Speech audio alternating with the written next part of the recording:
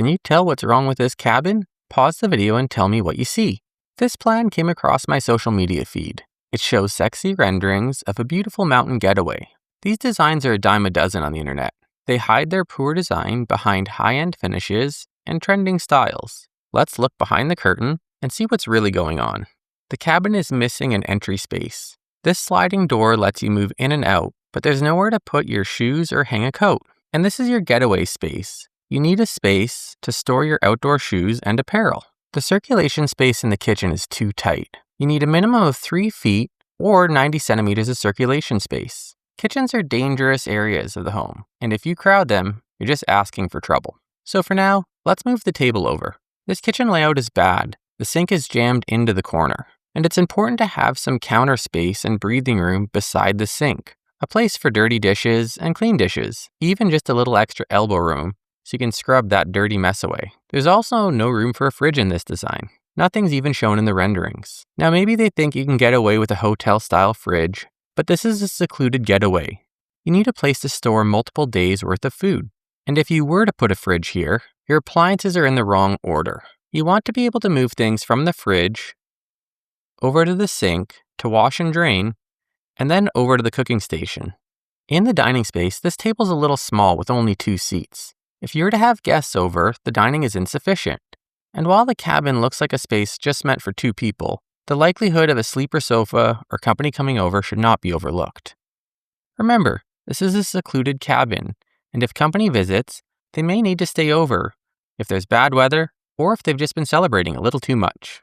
The private space of the bedroom is also on display from the dining table. It feels odd to prioritize a view out towards the kitchen in an off-grid cabin like this, when you have outdoor views in a large window like this. This isn't the best bathroom view either. You're greeted with a toilet, and this toilet is just too prominent next to the bed. And this barn door is bad at stopping sounds and smells.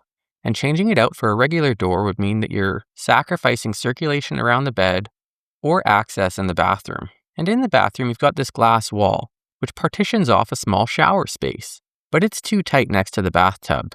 With only 2 feet of clearance, or 60 centimeters, you'll likely be bumping your knees on the tub or your elbows on the glass wall. Also, open showers like this are often cold. You see, shower curtains and doors keep warm air in. And when you remove that door, all that warm air goes away. These plans call this the mechanical space, but this access point is too tight. Most codes require a minimum of 3 feet or 90 centimeters of clearance in front of mechanical equipment, and this choke point is barely 1.5 feet or 45 centimeters. This guest bathroom is also poorly organized. I'm not sure what type of toilet this is, but it's very small. It may be wall mounted, but regardless, the minimum distance in front of a toilet is 21 inches or 53 centimeters.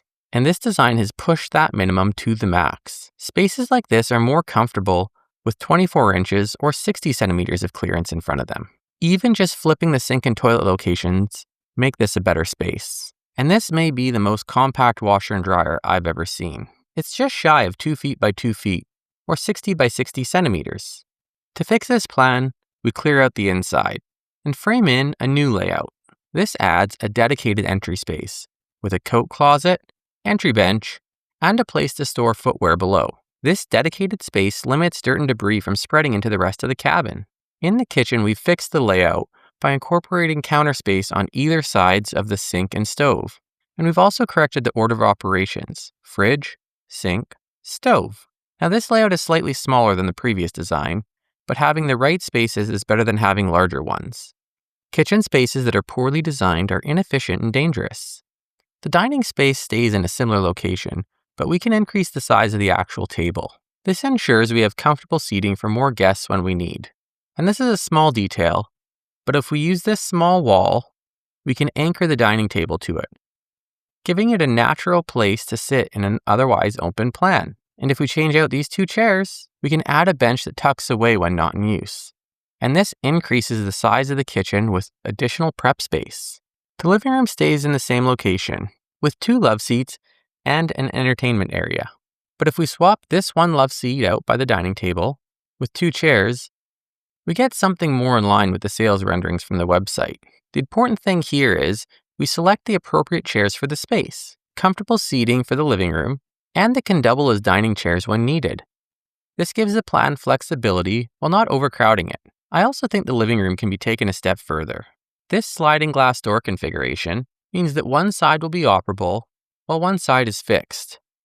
And when we know that, we can curate the rest of the living room furniture for a larger and more comfortable sofa you can lounge in. This also shifts the TV over, and it changes the visual weight of the entertainment space. And that one small move frees up this portion of the built-in millwork, which can create a unique design moment.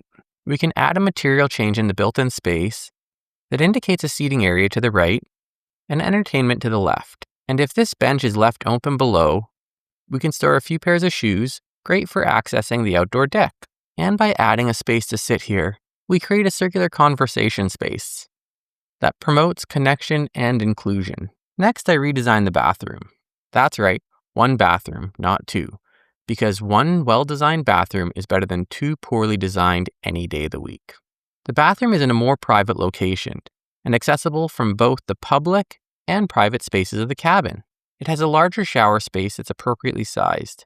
It's comfortable to wash your hair without having to worry about hitting your elbows on any nearby surfaces. Now, the vanity has room for two sinks, but I've chosen just one, because in a cabin this size, it's also important to prioritize storage space. The mechanical and laundry spaces are also accessed through the washroom, and they now have proper clear space in front of them. And if you replace the standard bathroom sink with a larger wash basin, you overlap the laundry space with the washroom and create a bathroom that has dual purpose. You have a place to brush your teeth and a place to soak larger laundry items. Now, I can't stress this enough. If this is your remote cabin getaway, it's important to ensure that each space of the home has the ability to do multiple tasks. Having a big wash basin can come in really handy when you need to soak extra dirty things. And lastly, the bedroom design. The bed is located in a private nook with views to the outdoors and towards the TV. But if you want a more engaging experience, you can rotate the bed. This places the primary focus on the outdoors and the remote views. And it's why you place a large window like this in your bedroom in the first place, right? And with all those changes, I make one last round of edits. I update the exterior windows to reflect the interior changes. This is the original plan, and this is my revised layout. Which do you prefer and why? Let me know in the comments below.